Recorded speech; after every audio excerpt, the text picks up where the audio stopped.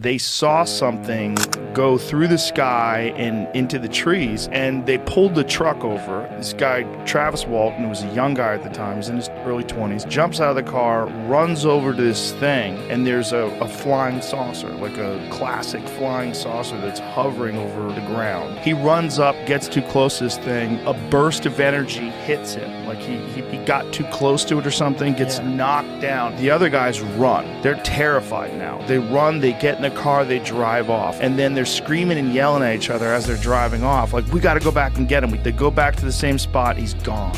He disappeared for 5 days. So 5 days later, he shows up in town, calls someone on the cell phone, calls the police, tells them his story. There's recordings of him calling the police and telling his story.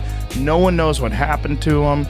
5 days, no food, no water, and his story was that they took him aboard this spaceship